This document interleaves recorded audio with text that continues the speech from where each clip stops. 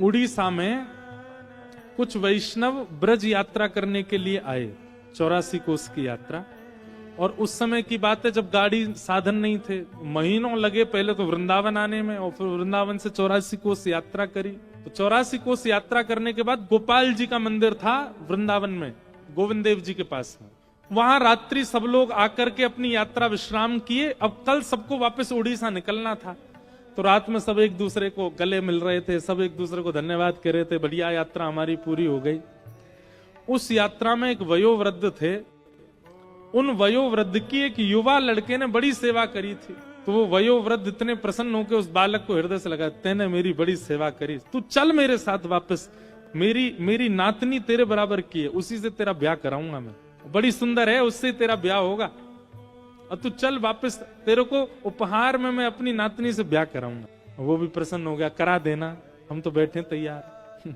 जैसे ही पहुंचे उड़ीसा, तो उन वयोवृद्ध ने अपने घर पे जाके कहा कि भाई यात्रा में एक बालक मेरे साथ था और उसने मेरी बड़ी सेवा करी, मैंने ये हमारी बिटिया है, इसके लिए वही ढूंढ रखा है, उसी से ब्याह कराना है। तो घर के कई लोगों ने नाराजगी कर दी, घर के कई लोग मना करने लगे, नहीं नहीं नहीं, वो तो ऐसा है, वो तो ऐसा है, उसके पिताजी ऐसे, और घर के सब लोग विपक्ष में आ गए कि नहीं, उससे ब्याह नहीं होगा। अब वो बालक दूसरे दिन आ गया, बोला आपने कहा था ब्याह का कुछ, मैं अपने परिवार को लेके आया हूँ, आप बात कर लीजिए, ब्याह कर लीजिए।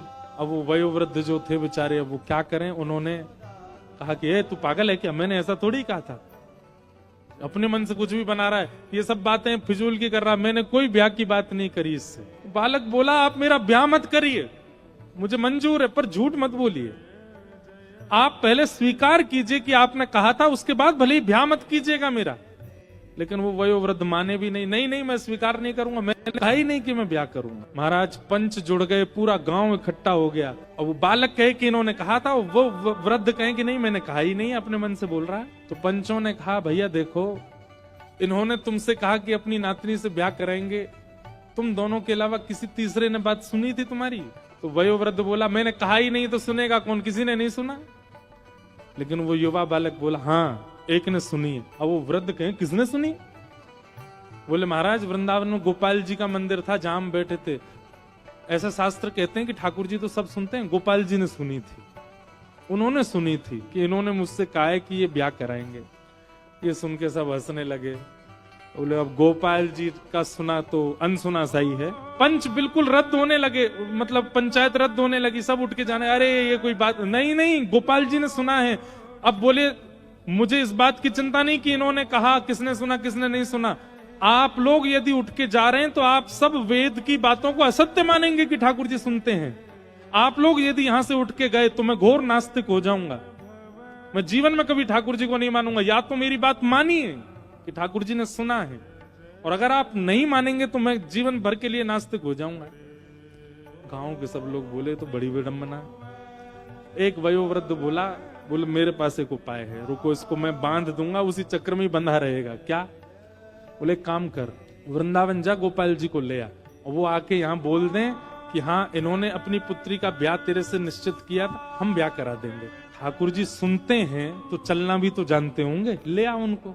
वो विश्वास से वृंदावन चला गया और गोपाल जी के मंदिर पहुंचा महीनों बाद, और जाकर के ठाकुर जी से बोला मुझे ब्याह की चिंता नहीं है, मुझे किसी बात की चिंता नहीं है, पर मैं आपकी भक्ति करता हूं, मुझे भक्ति के प्रमाण की चिंता है कि प्रमाण करने के लिए आप चलो मेरे साथ। और वहां जाके बोल दो फिर भले ही मेरा ब्याह ना हो पर आप साक्षी के लिए चलो। ठाकुर जी यूं ही खड़े हैं, कुछ बोले ही नहीं। पुजारी जी आए, कपाट चले गए। रात भर रोता रहा, मैं कुछ खाऊंगा नहीं, अनशन पे बैठ जाऊंगा, प्राण त्याग दूंगा। रात भर रोते रोते ब्रह्म मुहूर्त हो गया, सिर पटकने लगा अपना द्वार पे ही। इतने में ही भीतर कपाट के अंदर से ठाकुर जी बोले ए पागल, ये कलयुग है और कलयुग में मैं स्थिर मूर्ति बन गया हूं, मूर्ति कोई चलती है क्या? बाहर से वो वैष्णव बोला मूर्ति बोलती भी तो नहीं है, आप बोल क्यों रहे हो? बोल रहे हो तो उसका मतलब चलना भी जानते हो। इतने में ठाकुर जी स्वयं प्रकट हो गए, प्रकट होके अपने आप कपाट खोल के उसके सामने आके ठाड़े हो गए। वाह रे जिद्दी, तेरी बात मान गए हम। ठाकुर जी बोले बैठ यहीं पे। बोले तुझे ब्याह की इतनी जल्दी, हम वृंदावन में किसी से ब्याह करा देते हैं तेरा। बोले नहीं मुझे ब्याह नहीं करना है, मुझे उससे भी ब्याह नहीं करना, पर आपकी भक्ति पर प्रश्न उठाए, इसके लिए चलो मेरे साथ। ठाकुर जी बोले कैसी बात करता है, मैं कैसे चला जाऊं इतनी दूर? बोले आप परमात्मा हो, आपके लिए दूरी क्या है? यहाँ से वैकुंठ इतना दूर है, यहाँ से सूर्य इतना दूर है, यहाँ से चंद्रमा, आप तो सब जगह चले जाते हो। उड़ीसा आपके लिए क्या, एक पांव फलांगों से पहुंच जाओगे। ठाकुर जी बोले देखो हम ऐसे नहीं चलेंगे। 8 बार भोग लगता है वृंदावन में हमारा, सुबह से रात्रि तक, और रास्ता में भी 8 बार भोग की व्यवस्था करो तो हम चले। बोला मैं कर दूंगा व्यवस्था, पूरी अपनी संपत्ति लुटा दूंगा, लेकिन आप चलो। भगवान पीछे पलट के मत देखना, भोग पाने के बाद जब हम चला करेंगे तो हम पीछे चला करेंगे, तुम आगे आगे चलना। बोले क्यों? बोले हम मधुर मधुर मुस्कान, मधुर मधुर मधुर ढंग से चलते हैं, कहीं हमारी किसी छवि पे तुम मोहित होकर प्राण त्याग दिए तो? हमारी छवि तो प्राण हरण कर लेती है, अब हमारी किसी छवि पे तुम्हारे प्राण चले गए तो वन में अकेला रह जाऊंगा मैं, इसलिए तुम पीछे मत देखना। उसने कहा कि मुझे कैसे पता चलेगा कि आप चल रहे हो? ठाकुर जी बोले हम नूपुर पहन के चलेंगे, नूपुरों की आवाज आएगी तुमको। महाराज पूरे वृंदावन से खूब सामग्री खरीदी उसने, और ठाकुर जी को लेकर के रात्रि में ही निकल पड़े।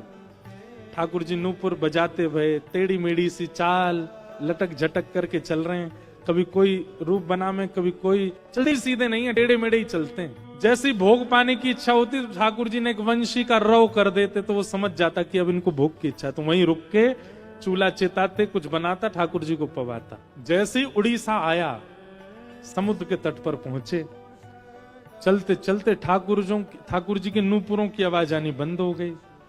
रेत, समुद्र की रेत प्रवेश कर गई नूपुरों में। अब जैसे ही नूपुरों की आवाज आनी बंद हुई तो उसने पीछे मुड़ करके देखा तो ठाकुर जी कोई मधुर आसन बना करके खड़े थे, कोई मधुर अपने त्रिभंगी स्वरूप बना करके खड़े थे। रूप देखते ही पहले तो मोहित हो गया, दूर से बलैया लेने लगा, नेत्र सजल हो गए, ठाकुर जी के रूप लावण्य पर वारी हो गया। ठाकुर जी बोले हमने मना किया था ना, हमको मत देखना। ठाकुर जी कितने सुंदर हैं आप। अब मेरी एक बात मान लीजिए, क्या आप यहां तक आ गए हैं, अब कृपा करो यहीं बस जाओ, अब वापस वृंदावन मत जाओ, यहीं रह जाओ। ठाकुर जी स्थिर हो गए। ठाकुर जी बोले अब हम आगे नहीं जाएंगे। बोले 5 किलोमीटर रह गया गांव मेरा, नेक और चल दो। भगवान बोले इतने किलोमीटर चल के आ गए, अब 5 किलोमीटर तेरे गांव के नहीं आ सकते यहाँ पे? बुला ला उनको यहीं पे। और फिर ठाकुर जी ने कहा ये जगन्नाथपुरी का मार्ग है, कालांतर में लोग जगन्नाथपुरी जाएंगे, तेरी साक्षी देने के लिए मैं यहाँ आया हूँ। अब नियम लेता हूँ, जो भी यहाँ आएगा सबकी साक्षी रखूंगा कि सब जगन्नाथपुरी आए थे। इसलिए उनका नाम पड़ा श्री साक्षी गोपाल।